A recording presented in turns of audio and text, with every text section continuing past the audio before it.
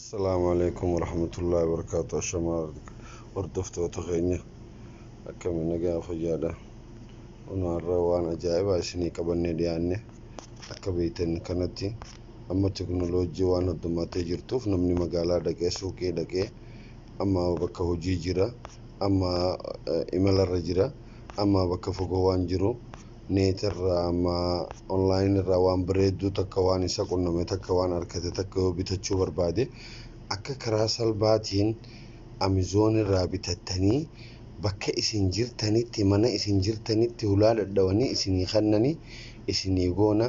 Kanaafuu nu hordofaa. Obboleeyyan kiyya kunoo isiniif hin eegaluu deemaa. Galatoomaa nu hordofaa isiniin jenna. Arraa barnaamija akkuma qabannee dhiyaannetti Amazon irraa meeshaa gatii takkaan malatti waan feetu jechuudha. iPhone feetee fi waan hunda feeteefu gatii takkaan malatti akka argatan arra qopheessinee isinii dhiyaanne. Amma akkuma ilaaltanii gartan kanatti iPhone harra katabe jechuudhaas. iPhone yeroo irra katabe kanaan tuqadha. Egas booda gabbuutanii baay'inaa bakkeetti kana tuytan. Egaa kanatti hin tuytan booda sarraafaa jechuudha. Sarraafaadhaan bitattan bakka aar payment jettu kana tuytan.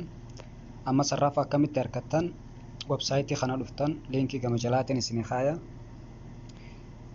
Sarraafa bilaashitti argattan jechuu asitti kaawuntarii bakkeettu kana biyya maratattan. Kun akkuma ilaaltanii gartan kana sarraafa asirraa argatan jechuudha. Biyya maratannaa biyya Itoophiyaa wanta godhannaa Ameerikaa irratti dhawatan gad deemtanii gama jalaatti irratti United States bakkeetti kana tuytan maqaa baankiidha.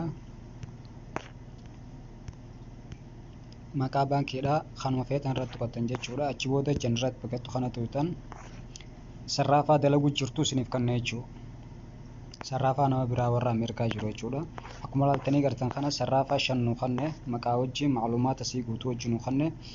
Amma meeshaa amma asirra dhaabne jechuudha. Amma deebineetti sarraafaa kana raqama sarraafaa asitti kooppii godhanna jechuudha. Kooppii goonee as dhufna. Add payment kana jechuun booda maqaa kaartiidha waan feetan irra katabdan jechuudha. Makuma feetan irra katabdan rakkina qabu.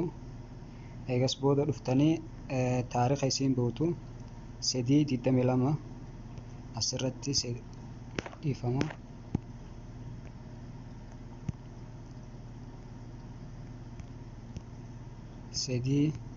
3/22 maqaa waan feetan irra katabatan add kaartiitti achi booda raqama kana isin gaafatan deebitaniiti raqamni isa kana jechuudha 668 kajuu kana jechuudha. 668 kana kooppii godhatan deebitanii bakka tana naytan jechuudha.